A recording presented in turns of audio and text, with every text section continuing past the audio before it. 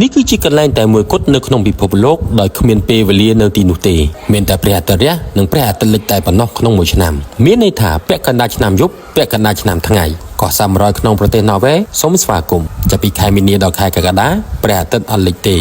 59ថ្ងៃនៃពន្លឺថ្ងៃដ៏បរិសុទ្ធមនុស្សលេងបាល់ទាត់នៅម៉ោង2រំលងអធ្រាត្រកាត់ស្មើនៅម៉ោង3ទៀបភ្លឺហើយរស់នៅតាមបែបផែនរៀងៗខ្លួនវាត្រូវបានគេហៅថាថ្ងៃពោលហើយវាកើតឡើងដោយសារតែកោះនោះនៅភាគខាងជើងឆ្ងាយពីដែនព្រះអាទិត្យប៉ុន្តែបន្ទាប់ពីខែវិច្ឆិកាព្រះអាទិត្យបាត់ហើយកោះនោះបានធ្លាក់ចូលទៅក្នុងតំបន់ពោល3ខែដោយស្ថិតនៅក្នុងភាពងងឹតទាំងស្រុងចំនួនប្រជាជនត្រឹមតែ350នាក់ប៉ុណ្ណោះដែលពួកគេរស់នៅប្រកបរបរនេសាទនិងទេសចរហើយពេលវេលាមិនសំខាន់នោះទេសកម្មភាពផ្សេងៗនឹងនៅសាលារៀនមិនមានម៉ោងកំណត់អ្នកអាចកំណត់ពេលទទួលទានអាហារនិងសម្រាប់ដោយសេរីវាជាសេរីភាពដែលអ្នកមិនធ្លាប់មាននៅរដូវក្តៅអ្នកកោះនេះប្រារព្ធពិធីបុណ្យពាក់កណ្ដាលអាធ្រាត្រប្រពៃណីដែលអ្នកស្រុកប្រមូលផ្ដុំដើម្បីប្រារព្ធពិធីក្រោមពន្លឺថ្ងៃជីវិតកន្លែងនេះខុសប្លែកពីគេ